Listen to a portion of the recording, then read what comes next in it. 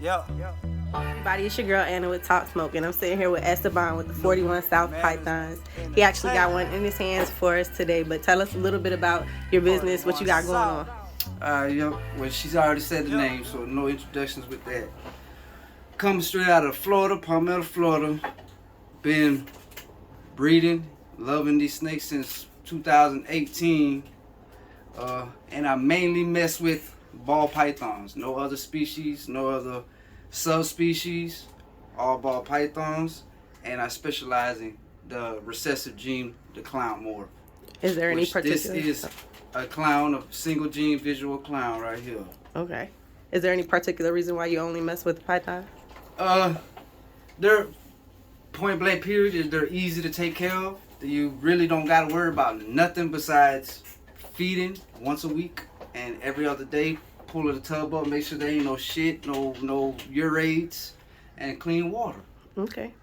And so you were introducing this guy. Who do we have right here? Okay, this is one of the first males that I picked up back in 2019.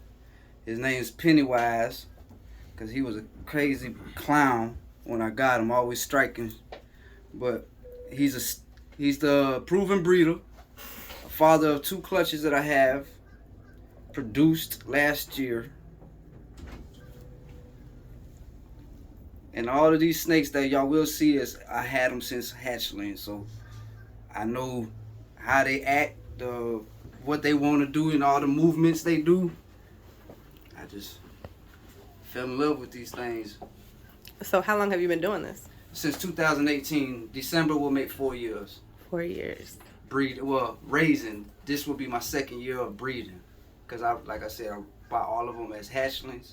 You got some people who will buy them full grown and jump into it straight away, but I want to take my time, because with this game will not only teach you something in life, but it teaches you patience, because no matter what, if you jump in it as getting them as babies or full grown, you're going to have patience. You're going to have to wait for them to get ready to breed. You're going to have to wait for them to lay eggs. You're going to have to wait for the eggs to hatch. So not only it makes you learn patience in life, but it also just makes you value everything that you're doing with this here.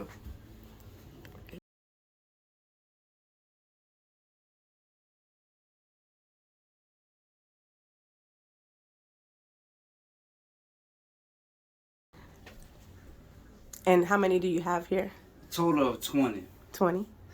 6 boys and 14 girls. Okay, who else you got here for us? We're going to run through all the males right now, since there ain't too many of them. And these are feeding cards. I was just going to ask, what are these cards? Every time I feed, I put the date down so I can actually take note of how fast do they grow through these months of me feeding them. You know, do they grow fast? Do they grow slow? That's why record keeping is a big thing with this too. So this here, we're going to jump into some codoms. This big boy here is what they call a Batman maker. He's a leopard, spot nose, 100% het clown. So what I said when I was talking about the clown is a recessive gene, if you breed that clown to any other morph besides the clown, all the babies will come out 100% het clown, meaning heterozygous, carrying 1 copy of that recessive gene. So again, recessive, both parents need to carry the copy to give to the babies for they can come out visually as a clown. But this boy here will make what they call a Batman. Again, it's a leopard, spot nose, het clown. And the crazy story about this is people jumping into this got to pay attention and do their research with the breeders. I actually bought this as a baby as a female. Grew him up. That's why he's so fat. And when I went to go pair him with that male I showed earlier, they started fighting. So I bought it as a female. And when I first started this, I didn't really know how to check if it's a female or a male, which they call popping, where they turn this over. Let me see if I can get them to do it right now for y'all.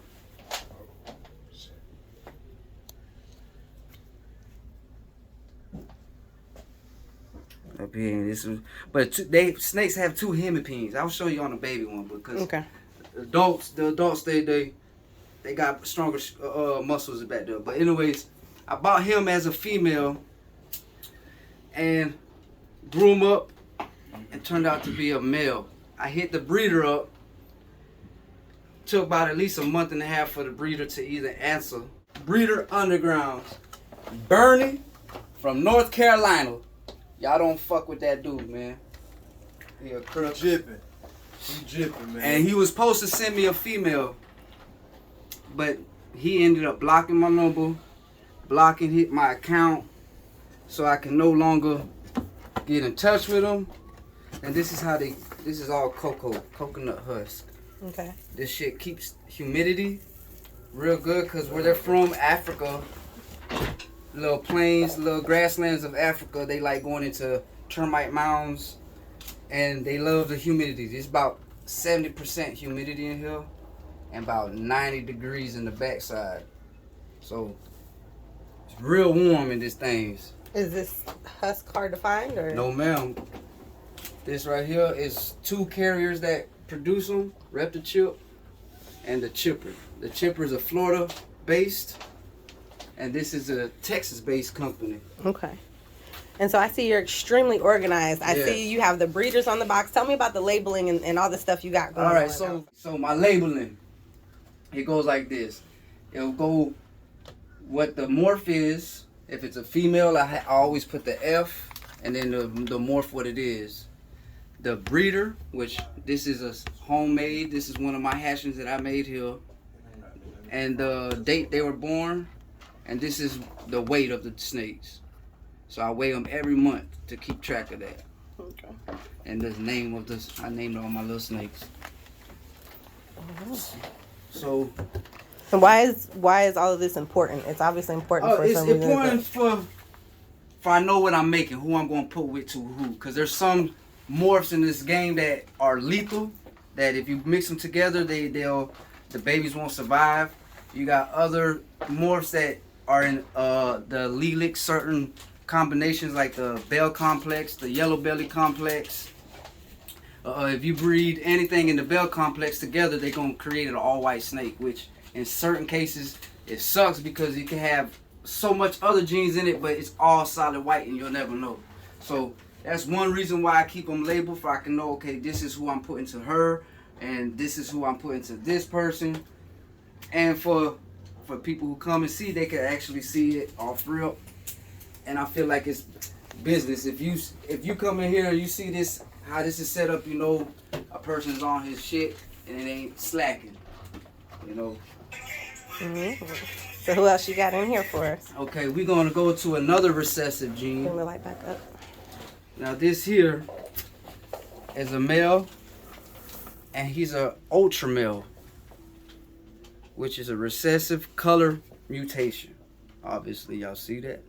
And the thing about ball pythons, as babies, they're beautiful and they tend to dull out over when they grow up. So the basic thing of this is trying to find what morph goes together to keep that rich, beautiful color when they were a baby, as in adulthood. This is also a 2018 baby. How much that one cost right there? As far as when I bought him as a baby, he was $400. But since he's a proven breeder, they go for more, you know, because like I said, people like to buy them to jump into already be in the game and to produce babies right away. So older snakes cost more money, especially if they're proven breeders. Okay, so what are some of the difficulties? Someone just looking to jump in and think they're going to make a profit and sell snakes, what would you tell them? I would say do your homework, know your husbandry. Because if you don't have the housing proper, your snake ain't going to want to eat. It's not going to want to shed. It's not going to want to breed. It can get sick because it's either too dry or you got it way too much humidity, and it can get an RI, respiratory infections. And that's a deadly thing in the snake game is the RI. You know, you got other diseases. You got mites. People, you know, get the wrong breeders and get breeders who just like the puppy mills. just breed them just cause and don't have no idea of what to do and how to properly care for these animals. Because that's the number one thing is caring about this, because they're not cheap. And it's a life, they live about 25 years, so it's not just no here and there, okay, bye. And if you see, my room is warm, and I dedicate even my room, my bedroom, to these. So they love, like I said, an ambient temperature of 82, 85 degrees in the room would be perfect for a ball python. So we gonna jump to the next one. Now, I'm gonna dump, this is, he looks like he's going to just shed. No, not really. Now this, I'm gonna put y'all on game on this morph right here.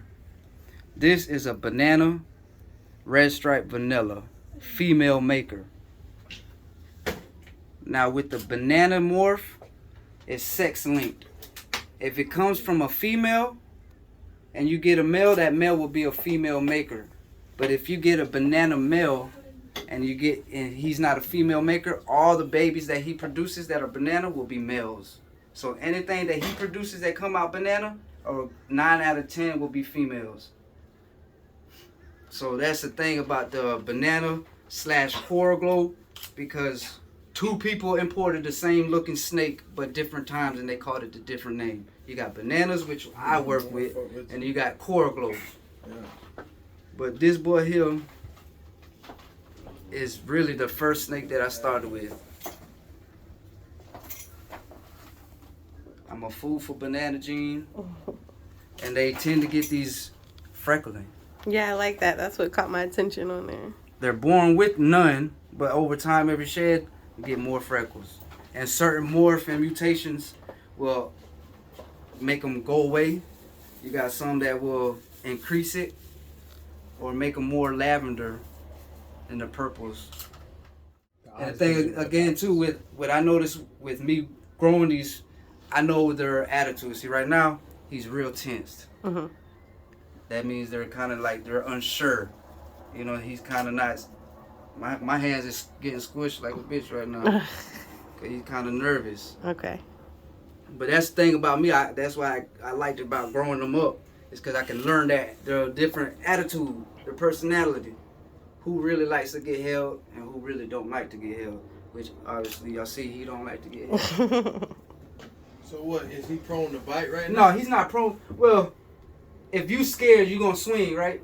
Mm-hmm. So if he's scared, he ain't got no arms. So if he gets scared, he'll, hey, bitch, get back now. Mm-hmm. You know? How many times have you been bitten by your snakes? Out of these 3 years, twice. Okay. And that's from a baby, though. See, but see, like I said, you can see he's trying to flight, run away.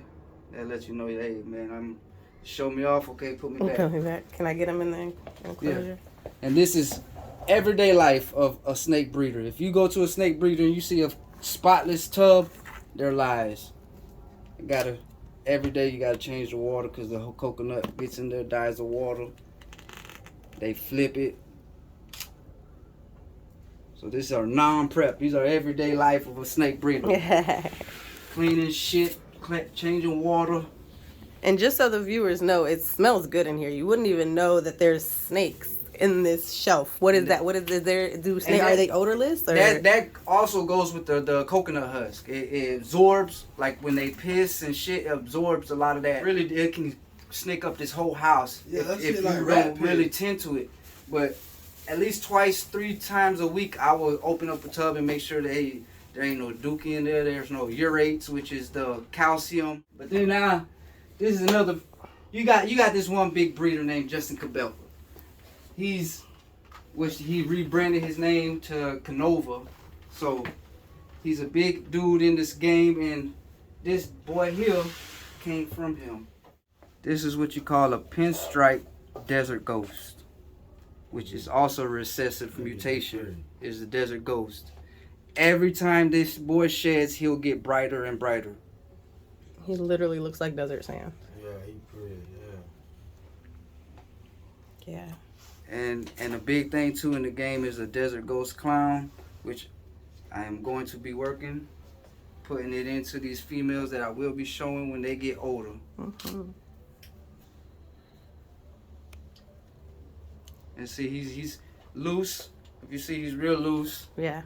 And he's exploring. He's an explorer. He like to be held. He just be moving everywhere. Would you recommend these to people with These kids are and stuff like these that? are excellent. They're docile. They're puppy dog. You know, you won't never, like I said, you will hardly get bit by these unless it's feeding day or you get one that's a little skittish. And I got one that's like that, and I will show y'all. Okay. But you can always, it's just 5 minutes, 10 minutes a day, 3 times a week of just holding them and really just sitting there acting like a branch for them to get comfortable. I will never say a snake will know you particular, but they'll know, oh, this human or whatever this person is holding me don't mean no threat to me. Mm-hmm. So that's what really is, they get comfortable. Okay, I don't mind this person holding me. I'm not worried about it. Slow movement, long little tongue flicker. That's curious. So that's something down to the breeder. Like if they're spending time with that snake every day, it can go off to the person. That also let you know that, hey man, this person just not just putting these up and not messing with them. I actually literally take them out, hold them, chill with them, admire them. Just, I'm gonna actually show y'all.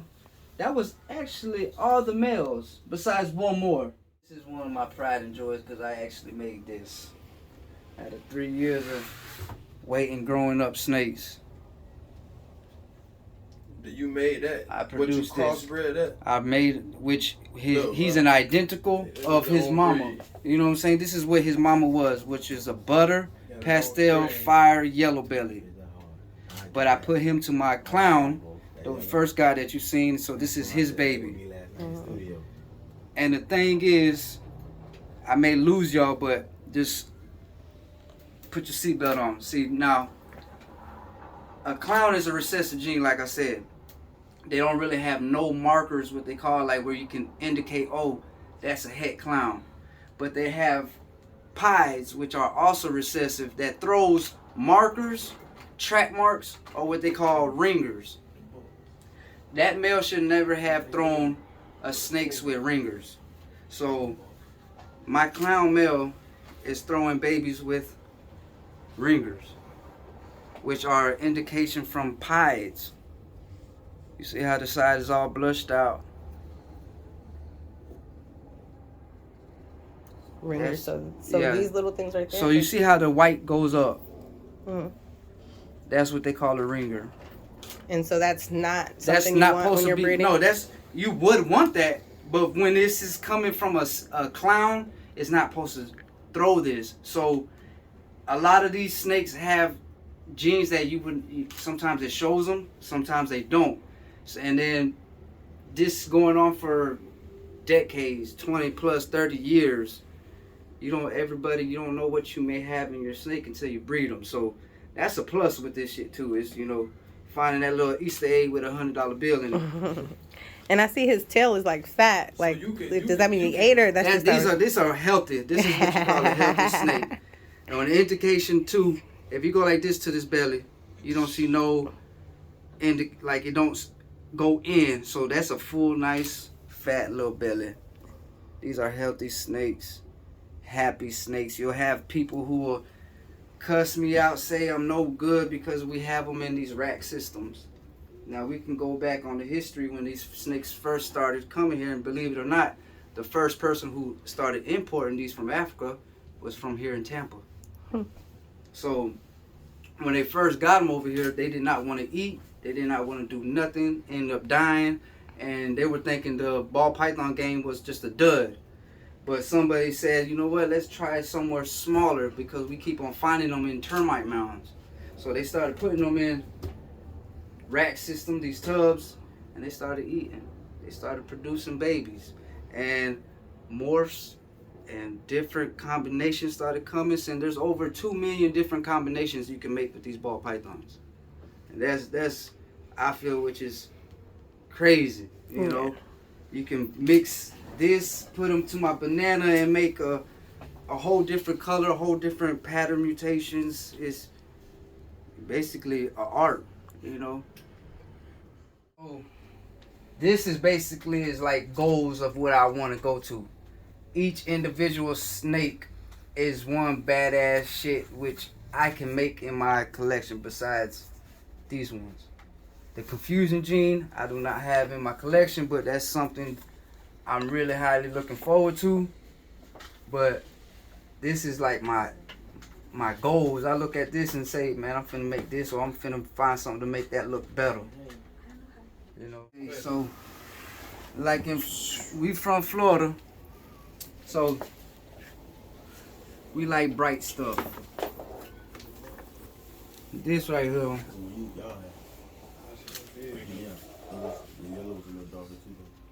is an Exantic albino. This is a double recessive.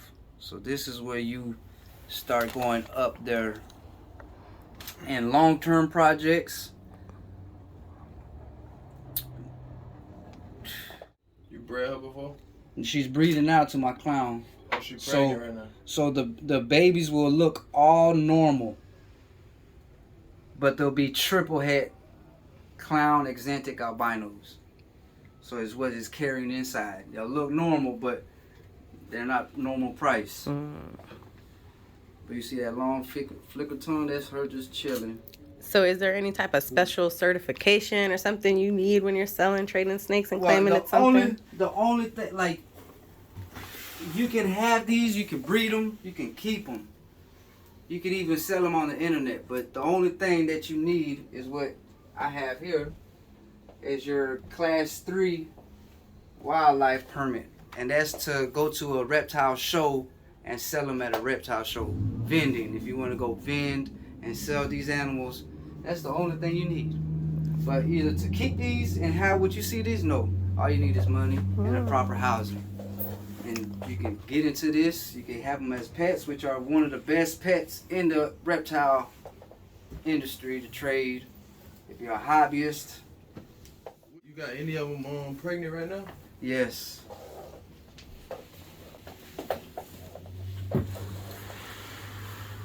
You tend not want to mess with them when they're really like this. See, they'll bowl wrap or tend to be on the cold side while they're building their follicles, which are eggs, but until they fertilize them or ovulate, when they ovulate, that's when they turn to eggs. So she got eggs in her right She got follicles, but they should probably be about 30 millimeters. Where do they store them at? They'll probably be like, if you kind of see there's a little lumps right here, that's where all like the third half will be. Okay. And since I don't have an ultrasound to really check their sizes, I'm going off of by guessing. There's certain signs which you can go off of when you're breeding a snake. They'll start, in the beginning, they'll start eating, pounding like every other day. You would think you didn't feed your snake, and she'll be wanting more and more and more. Then they'll start going to the cold side, where they'll start building their follicles, bowl wrapping, and then they'll go into a pre-ovulation shed, where they'll shed. Once they go out the shed, they'll ovulate, where they already been stopped eating, because after a certain point they'll stop eating.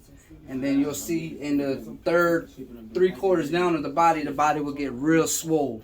And that's them ovulating. And then after that, they'll go into a pre-lay shed. And then 20, 30 days after that, they'll lay their eggs. And incubation is usually 55, 60 days of incubating until they hatch. About 5 So if foot. you see, she hasn't ate, but if you can see in the camera, this kind of is swole.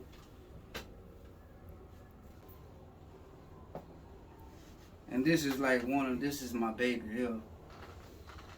And how long have you had that one for? About 2.5, 3 years.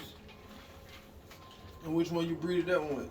To my clown, because this is a banana inchy het clown girl.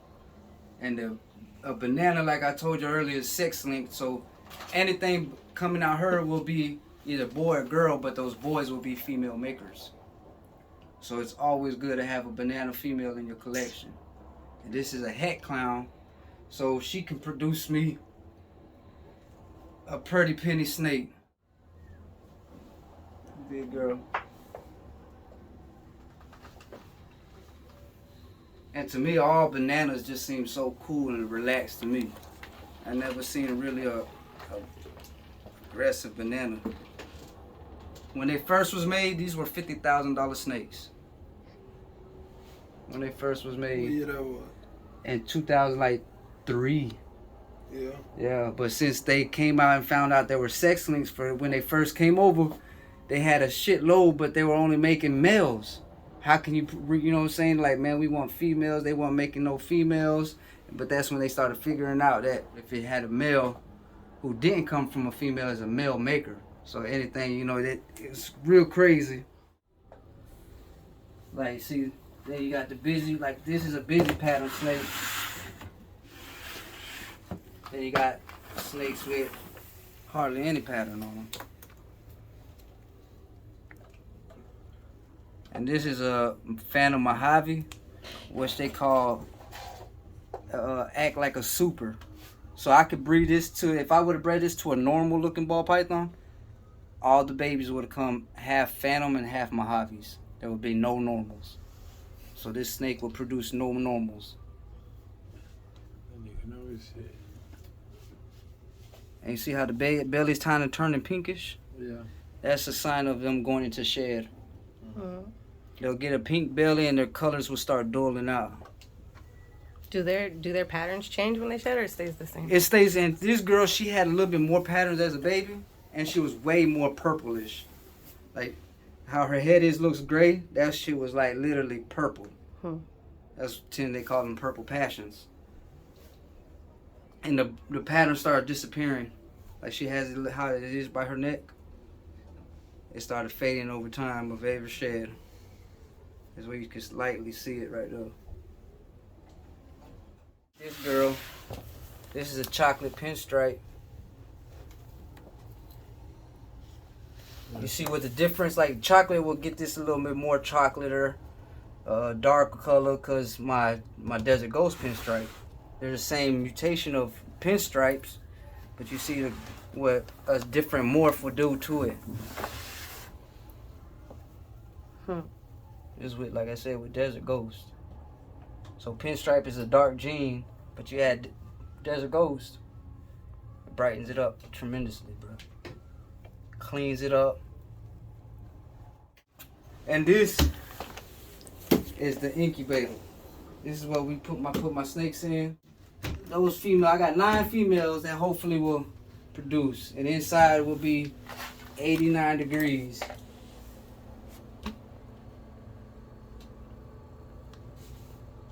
Now everything, you got people who do a lot of DIY, do it themselves. I'm not knocking y'all, you know what I'm saying? But to me, professionalism. You see my shit, you, like I said, you'll see like, man, he's about his business. You know, there's no slacking. I come corrected, you know. This whole setup is probably a good, everything here, what you see is from Sea Serpents. From Miami, it's a company out in Miami. They build snake racks and incubators, and all this is Sea Serpent shit. So to the people who are looking, this ain't no cosmetic kit. This ain't what you keep your hair stuff in.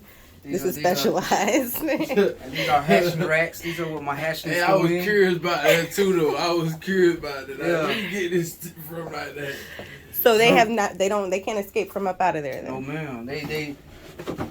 You get some that can probably, like if I would have kept it like this, and it can put just a little and force it out, then yeah. But you gotta understand they're inside of this, so trying to push somewhere they really can't. Another big girl, another recessive girl. That's huge. You think you been seeing? Trying to tell you, this is a hypo or a ghost ball python. Well, you thought I was playing the other day when I said, "Whoa, with the snake." And what they call them hypo is hypomelanistic. They lack some of the dark colors. That's why it looks almost ghost. Okay. Tend to name ghost or hypo. And there's different lines of them. You got orange ghost, ghost, green ghost, yellow ghost. A lot of different, but it's all from different people importing them from the wild, and it comes out proving that they were hypos. And I just name it different. But if you notice tint to it, it almost has like a greenish tint to it. So you can hit me up on all the platforms of Facebook, Instagram, Morph Market, and YouTube. That really baby.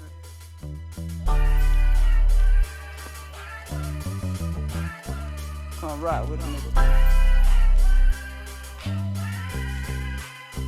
Yeah, I'm a C.